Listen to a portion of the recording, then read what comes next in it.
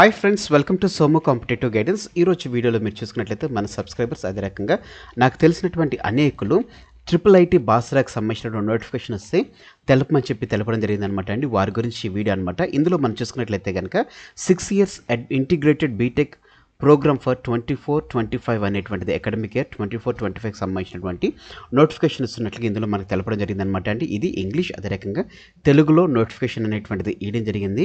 అదే రకంగా మనం చూసుకున్నట్లయితే ఎలిజిబిలిటీ క్రైటీరియా ఏంటి, ఎలా అప్లై చేసుకోవాలి, దాంతో పాటుగానే సెలక్షన్ ప్రాసెస్ ఏంటి, ఇటువంటివన్నీ ఈ వీడియోలో మీకు చర్చించడం జరుగుతుంది అనమాట అండి. మొత్తం మెట్టుకు మనం చూసుకున్నట్లయితే 6 సంవత్సరాలకు గాను బీటెక్ ఇంటిగ్రేటెడ్ కోర్సు గాను అడ్మిషన్స్ అనేటువంటిది ఓపెన్ చేస్తున్నట్లుగా ట్రిపుల్ ఐటీ బాసరా లేకపోతే Rajiv Gandhi university of knowledge technologies Basara నుంచి మనకి అడ్మిషన్స్ సంబంధించినటువంటి నోటిఫికేషన్ విడుదల చేయడం జరిగిందనమాట అండి.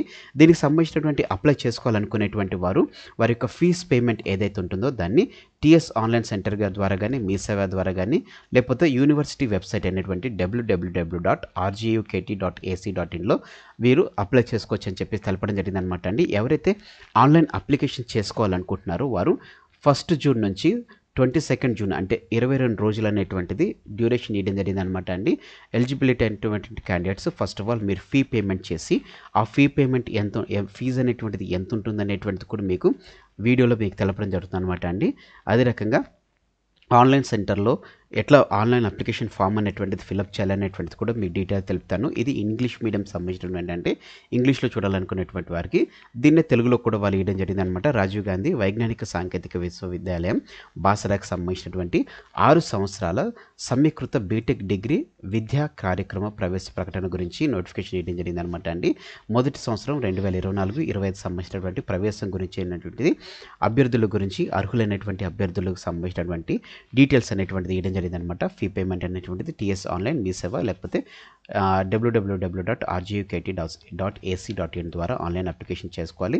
స్టార్టింగ్ వచ్చేసి June 1 నుంచి June 22 వరకు ఇవ్వడం జరిగిందనమాట. అయితే మనకి దీనికి సంబంధించినటువంటి పూర్తి డీటెయిల్స్ సంబంధించినటువంటి నోటిఫికేషన్ రాలేదు. అయితే 2023-24 సంవత్సరానికి గాను ఐఐటి బాసరాకి సంబంధించినటువంటి మనకి అప్డేట్ అనేటువంటిది అప్లికేషన్ ఏదైతే ఉందో దానికి సంబంధించినటువంటి డీటెయిల్స్ తోటి దీనికి ఎలిజిబిలిటీ క్రైటీరియా, అప్లికేషన్ ప్రాసెస్ ఎట్లా, అదే రకంగా ఫిల్లింగ్ ప్రాసెస్ ఎట్లా, అదే రకంగా ఎట్లా మనం అప్లై చేసుకోవాలనేటువంటి పూర్తి వివరాలు ఇందులో మీకు తెలపడం జరుగుతుంది అనమాట అండి.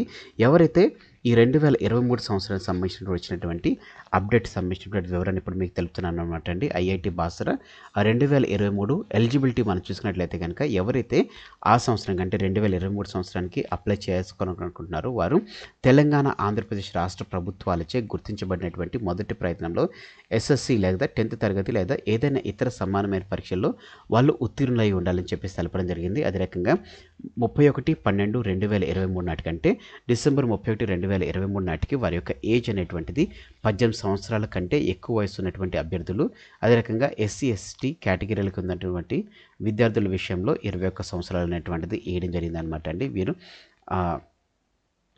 ఎక్కువ వయసు ఉన్నటువంటి అభ్యర్థులు దరఖాస్తు చేసుకోవడానికి అర్హులు కాదు. అదే రకంగా ఎస్సీ ఎస్టీ అభ్యర్థులు ఎవరైతే ఉన్నారో వారు 21 సంవత్సరాల కంటే ఎక్కువ వయసు ఉన్నటువంటి వారు అప్లై చేసుకోవడానికి ఎలిజిబిలిటీ కాదని చెప్పేసి తెలపడం జరిగిందనమాట అండి. ఫస్ట్ వచ్చి చూసుకున్నట్లయితే కనుక ఏపీ లేకపోతే తెలంగాణ స్టేట్లో చదివినటువంటి వారు అప్లై చేసుకోవచ్చు అని చెప్పి తెలపడం జరిగింది. 10th క్లాసు లేకపోతే ఈక్వలెంట్ చదువుకున్నటువంటి వారు.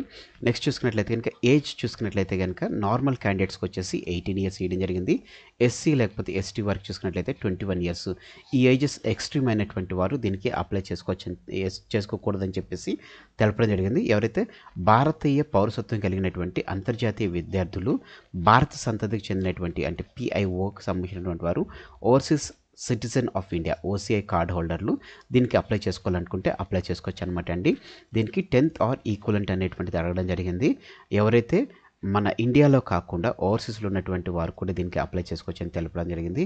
18 years నార్మల్ క్యాండిడేట్స్కి, 18 years మించిన వారు దీనికి అప్లై చేసుకోకూడదు. అదే రకంగా 21 years ఎవరైతే ఎస్సీ ఎస్టీ వారు ఉన్నారో వారు 21 years మించిన వారైతే కనుక వారు దీనికి అప్లై చేసుకోవద్దు అని చెప్పి తెలపడం జరిగింది. అదే రకంగా దరఖాస్తు కోసం మార్గదర్శకాలు మనం చూసుకున్నట్లయితే కనుక ఇది 2023 సంబంధించినది అనమాట అండి. దరఖాస్తు మార్గదర్శకాలు చూసుకున్నట్లయితే కనుక మనం ఈ దానికి అప్లై చేసుకోవడానికి TS Basara triple IT application 2023 ఆన్లైన్లో దరఖాస్తు చేసుకోవడానికి అప్పుడు ఉన్నటువంటి చివరి తేదీ వచ్చేసి June 19, 2023 అనమాట అండి. సో admissions.rgukt.ac.inలో ఫామ్ అనేటువంటిది అందుబాటులో ఉంటున్నట్టుగా తెలపడం జరిగింది. దరఖాస్తును సమర్పించేటువంటి ప్రక్రియ చూసుకున్నట్లయితే కింది దశలుగా ఉంటుందన్నమాట అండి. ఫస్ట్ ఆఫ్ ఆల్ మనం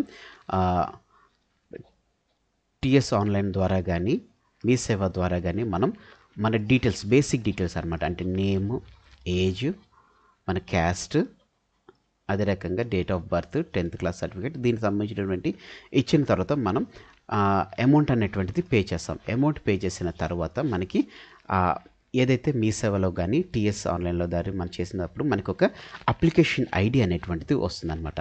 అప్లికేషన్ ఐడి అనేటువంటిది బాసరా IIIT ఆన్లైన్ అప్లికేషన్లో నింపడం ద్వారా, అంటే వచ్చినటువంటి అప్లికేషన్ ఐడి తోటి మనం దాంట్లోకి వెళ్ళి దాంట్లో మన పూర్తి డీటెయిల్స్ నింపినట్లయితే కనుక మనకి ఆన్లైన్ అప్లికేషన్ అనేటువంటిది ఫిల్ అవ్వడం జరుగుతుంది అనమాట అండి. తర్వాత పేర్కొన్నటువంటి సర్టిఫికేట్లతో పాటు TSIIT దరఖాస్తు ఫామ్ని 2023 పోస్ట్ చేయండి అని చెప్పేసి తెలపడం జరిగిందన్నమాట. అంటే 2023లో చూసుకున్నట్లయితే కనుక ఆన్లైన్ అప్లికేషన్ మనం ఫిలప్ చేసిన తర్వాత ఏదైతే డాక్యుమెంట్స్ అడుగుతారో ఆ డాక్యుమెంట్స్ అన్నిటిని మనం అటాచ్ చేసిన తర్వాత వాటిని హార్డ్ కాపీస్ అనేటువంటివి తీసుకుని దానిని IIIT బాసరాకి మనం పోస్ట్ చేయాలని చెప్పేసి వేయడం జరిగిందనమాట అండి. ఫస్ట్ ఆఫ్ ఆల్ చూసుకున్నట్లయితే దరఖాస్తు గురించి అని చెప్పేసి మనం ఆన్లైన్లో చెల్లింపులు తర్వాత అప్లికేషన్ ఐడి వస్తుంది. ఆ అప్లికేషన్ ఐడి తోటి మనం బాసరాలో లాగిన్ అవ్వాలి. లాగిన్ అయిన తర్వాత మన పూర్తి డీటెయిల్స్ అనేటువంటిది ఇచ్చిన తర్వాత ఏవేవైతే సర్టిఫికేట్స్ అడుగుతారో ఆ సర్టిఫికేట్స్ అన్నీ మనం హార్డ్ కాపీస్ స్టాంపుల్ చేసి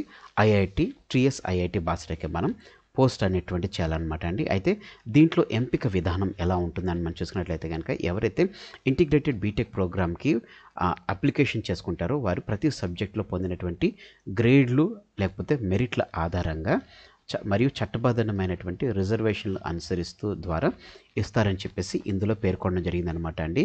ప్రభుత్వం నిర్దేశించినటువంటి డిప్రివియేషన్ స్కోర్ను జిల్లా పరిషత్ మరియు మున్సిపల్ పాఠశాలలో సహా నాన్ రెసిడెన్షియల్ ప్రభుత్వ పాఠశాలలో చదివినటువంటి విద్యార్థులకు 10వ తరగతి GPAకి జోడించి అడ్మినిస్ట్రేషన్ ప్రక్రియలో తీసుకుంటున్నట్లుగా తెలపడం జరిగింది అనమాట అండి. RGUKT బాసర్లో చూసుకున్నట్లయితే కనుక అందుబాటులో ఉన్నటువంటి మొత్తం సీట్లలో అంటే 100% సీట్లో చూసుకున్నట్లయితే 85% అనేటువంటిది స్థానిక అభ్యర్థుల కంటే తెలంగాణ రాష్ట్రంలో ఉన్నటువంటి వారికి రిజర్వ్ అనేటువంటి చేయడం జరుగుతుంది అనమాట అండి. మిగతా 15% ఏదైతే ఉందో ఈ 15% అనేటువంటిది ఆన్ రిజర్వ్ చేయబడి ఉంటుందన్నమాట. ఈ సీట్లు రెండింటితో నిండి ఉంటాయన్నమాట.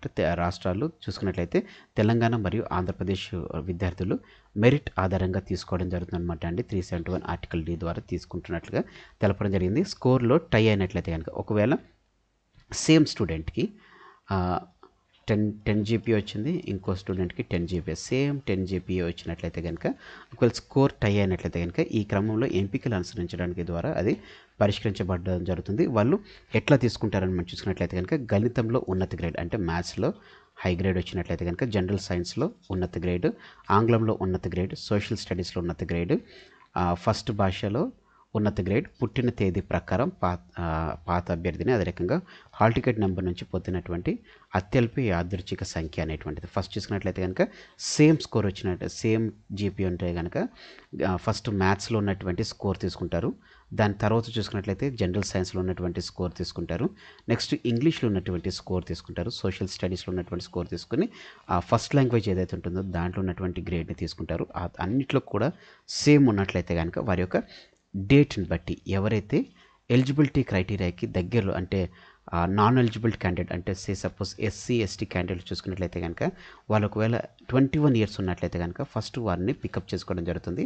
అదే రకంగా OC మిగతా క్యాండిడేట్ చూసుకున్నట్లయితే కనుక 18 ఇయర్స్ ఉన్నటువంటి వారిని ఫస్ట్ పికప్ చేసుకుంటారు. ఆ ఏజ్ కంటే తక్కువ ఉన్నటువంటి వారి క్రైటీరియా అనేటువంటిది నెక్స్ట్ తీసుకుంటారు. ఎందుకంటే వీరికి ఆ ఇయర్ తోటే వాళ్ళకి ఎలిజిబిలిటీ అయిపోతుంది కాబట్టి సో ఫస్ట్ పికప్ లిస్ట్ అనేటువంటిది వీరిని తీసుకుంటారనమాట అండి. వీరిని తీసుకున్న తర్వాతే మిగతా వేరే వాళ్ళని ఫస్ట్ ఏజ్ క్రైటీరియా ప్రకారంగా ఫస్ట్ వారి యొక్క GPAలో చూసుకున్నట్లయితే కనుక first maths, general studies, English, social studies first language తీసుకున్న తర్వాత అన్నింటిలో సేమ్ అంటే డేట్ ఆఫ్ బర్త్ అనేటువంటిది క్రైటీరియాగా తీసుకుంటారు. దాని తర్వాత హాల్ టికెట్ నెంబర్లో నుండి పొందినటువంటి అత్యల్ప యాదృచ్ఛిక సంఖ్య ఏదైతే ఉందో దానిని వారిని తీసుకోవడం జరుగుతుందని చెప్పేసి ఈ రకంగా ఎంపిక విధానం ఉంటుందని చెప్పి తెలపడం జరిగింది అనమాట అండి.